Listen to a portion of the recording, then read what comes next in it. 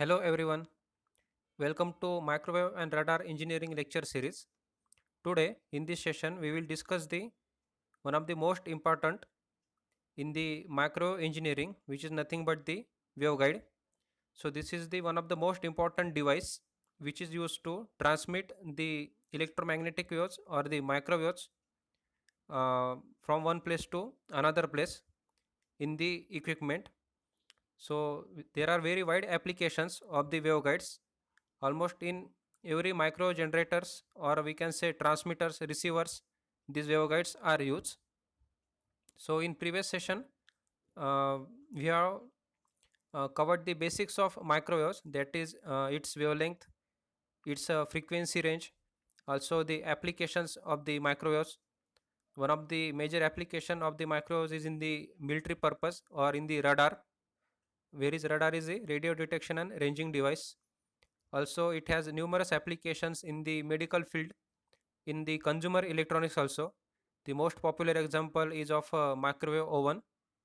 So there are various popular example applications of these microwaves. So let's discuss today the waveguides. What is the actual structure of the waveguide, its basic types, and the magnetic and electric field vectors, or we can say components from the electromagnetic waves. So before moving to the actual waveguide, I want to tell you about the electromagnetic waves. So in the electromagnetic waves, there are basically two components. So that is electric field and the magnetic field component. So they vibrate each other. Okay. So basically each wave possesses these two types of components. On that property, there is a various modes of the transmission in the waveguide. So we will discuss it later, the modes of transmission in the waveguide. So we can see the description, the basic definition of the waveguide. So waveguides are basically a device, or we can say a guide, for transporting electromagnetic energy from one region to another. Typically waveguides are hollow metal tubes, often rectangular or circular in cross section. So for your subject, there are we have to study two types of waveguides, that is rectangular and circular. But the most of syllabus is for the rectangular waveguides. Then they are capable of directing power precisely to where it is needed and can handle a large amount of power and function as a high pass filter. So somewhat they can attenuate, or we can say they can uh, suppress some electromagnetic energy while traveling through these waveguides. So it can be acts as a high pass filter, or we can say high frequency microwaves which can be passed through the waveguide. High pass means high frequency microwave signal, particular or more than critical frequency, we can say. So the next line is the waveguides acts as a high pass filter, in that most of energy above a certain frequency, which can you say that cutoff frequency, will pass through the waveguide. Like I have told, the high frequency signal can be passed through this waveguide. So whereas most of the energy that is below cutoff frequency will be attenuated by the waveguide. So waveguide does the job of attenuation also. There are various components or equipments used for the transmission of these microwaves, or we can say during transmission some attenuation also provided in these microwaves. So the attenuators are there, which is used to attenuate the microwaves for some manner. We will discuss it later on. Then the waveguides are often used at microwave frequencies. As you all know, the microwave frequency is greater than 300 megahertz, and with 8 gigahertz and above, more than above being more common. So as there is a basic range of any microwave, that is 300 megahertz to 30 gigahertz. So in between that range the waveguides can be used for the transmission. Then the waveguides are wideband device and carry either power or communication signals. An example of hollow metal rectangular waveguide is shown below. So there is one picture of the waveguide. from this picture we can see there is a rectangular cross section is given, and the four projections or the four holes for the fitment purpose, and this is hollow metallic tube. Okay, the space between this waveguide is completely hollow, and there is a rectangular cross section we can see in this image. So this is the type of waveguides. Next, so the waveguides can bend if the desired application requires. So following image shows that the waveguides can also be bent. There are some other types of transmission medium like waveguides, or we can say it is a type of waveguides that is bidirectional couplers. It has some bending structure. I will share you the image afterwards. So these couplers can also use as a transmission medium for the microwaves. So these couplers has somewhat bending structure. Okay, like this image shown uh, in this figure. Also the cross section we can see there is a cross section of rectangular type. So we can say that it is one of the type of rectangular waveguide, but it can be bended if the desired application requires it. So these two images shows the basic structure of the waveguide, or you can say rectangular waveguide. This is very common structure, the yellow color in, and the this image is the bending type of structure of the waveguide. So these four holes is used to fitment purpose. It can be coupled with the other equipment also like frequency synthesizer, attenuator, etc. Or there are various probes also. So it can be coupled with those equipments. For this coupling mechanism, these four holes are provided.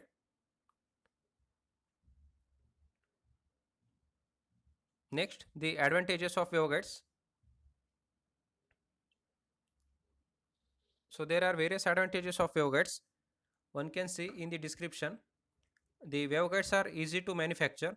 Okay, those are very easy to manufacture because it has mostly hollow structure. They can handle very large power in kilowatts. As we have seen in this last description, they have high power handling capacity. Also, its power loss is very negligible. Losses are very low. They offer very low loss, low value of alpha attenuation. So as per requirement, they can provide attenuation also, but somewhat they can provide the low attenuation, that is alpha attenuation, which can be shown by this alpha. Then when microwave energy travels through waveguide, it experiences lower losses than coaxial cable. So I think we have already learned this coaxial cable. Also we can see this everywhere, that is coaxial cable. So many applications use this type of cables, but waveguides offers very high advantages as compared to coaxial cable in the manner of power losses, power handling capacity, etc. So please remember, these are the very simple advantages of the waveguides, that is in the case of power handling capacity, power losses, and the manufacturing and attenuation. So these 4 points are important for the any advantages of the waveguide on the coaxial cable. So next, the types of waveguide.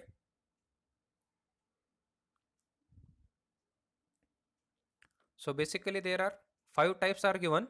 So these types are rectangular waveguide, which we have shown in the earlier image. Then circular waveguide, elliptical waveguide, single ridge waveguide, and double ridge waveguide. So we will study mostly the rectangular waveguide and circular waveguide. Also the various modes of transmission in these types of waveguide. We will see its basic figures of this type of waveguides.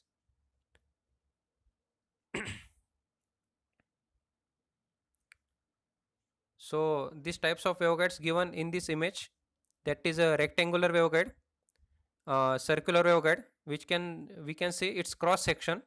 For the rectangular waveguide, it has a rectangular cross section or the opening of the waveguide. For the circular waveguide, it has a circular opening or the cross section. The single ridge waveguides is also given. Double ridge waveguide is as a H step word H like structure. and there is elliptical waveguides are also.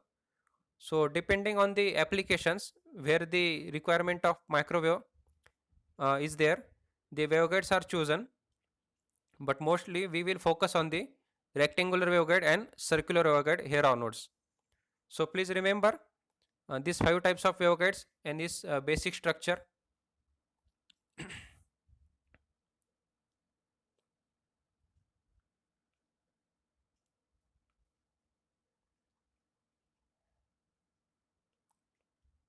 So there is some description is given.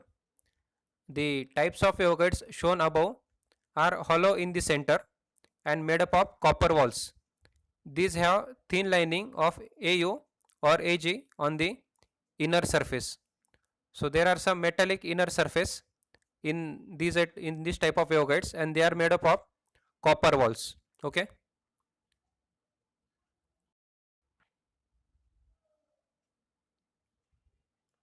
The next and the very one of the most important point for the today's lecture is the comparison with transmission lines. So we have seen the various advantages of these waveguides, but in case of transmission lines, how it differs, or we can say how it provides advantages on these transmission lines. So we will study it. So the main difference between transmission line and the waveguide is the first one, a two conductor structure that can support a TEM wave is in transmission line. So basically this TEM wave stands for transfer electric and magnetic. Okay. So we will study these modes. This is one of the modes of transmission in the waveguide. There are another two modes are also TE mode and TM mode, where T stands for transverse electric and TM stands for transverse magnetic. So the first point is the two conductor structure that can support a TAM wave is in transmission line. So the transmission line is nothing but the two conductor structure, okay, and it can support TEM wave propagation. The next point is a one conductor structure that can support TE wave and TM wave, but not a TEM wave. It's called as waveguide. So I have told you T stands for transverse electric and TM stands for transverse magnetic. So in the case of transmission line, there is a two conductor structure, but in the case of waveguide, there is a one conductor structure. So basically for the one conductor structure, it supports TE wave and TM wave, okay, or we can say TE propagation or TM wave propagation modes. But transmission line possesses two conductor structure, so that it can have or it can support TEM wave. Okay, so this is the basic difference, one of the most important differential point between transmission line and the waveguide. So along with that, there are some other points are also which differentiate transmission line and the waveguide.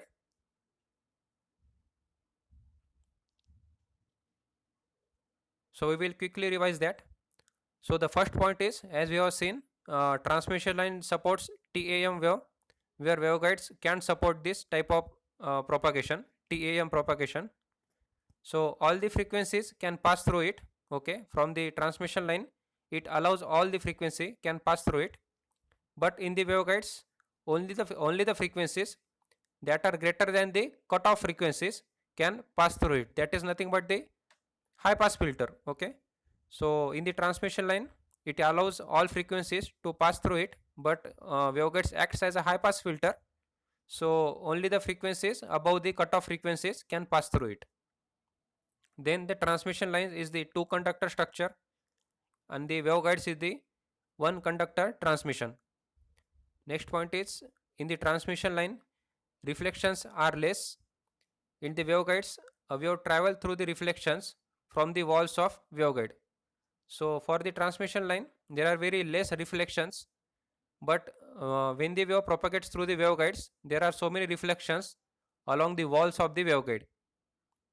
Next, for the transmission line, it has characteristics impedance, and the for waveguide it has wave impedance. The propagation of wave is according to circuit theory, in the transmission line, and for the waveguides the propagation of wave is according to field theory. Okay, because there are electric and magnetic field, so propagation in the waveguides is according to the field theory. Then in again uh, transmission line, it has return conductor to earth, but in the case of waveguide return conductor is not required, as the body of waveguides acts as a earth. The bandwidth is not limited for the transmission lines, but in the case of waveguides the bandwidth is limited.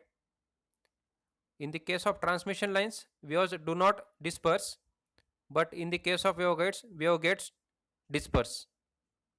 So these are very simple points for the distinguishing between transmission lines and the waveguides. As you have, I think, I guess you have got these things. That is 7 to 8 points. The important point is the propagation modes. So please remember, in the transmission lines, TAM waves are it supports TAM waves, but in the waveguides it can't support TAM wave. It supports TE and TM wave. Along with that, there is a differentiation between frequency, conductor transmission, two conductor and one conductor, reflections, impedances also, and the circuit theory and the field theory. It has a return conductor to earth, but in the waveguide it itself acts as a return conductor. Also the bandwidth limitation and the dispersion of wave. So on those points the distinguish can be done in the transmission line and the waveguides.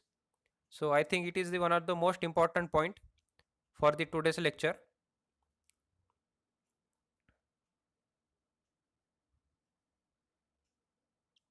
So in the next lecture we will discuss this rectangular type of wave. Okay, so it is also very simple, but it we will discuss it in the next lecture. I think you have clear the today's session all points, that is comparison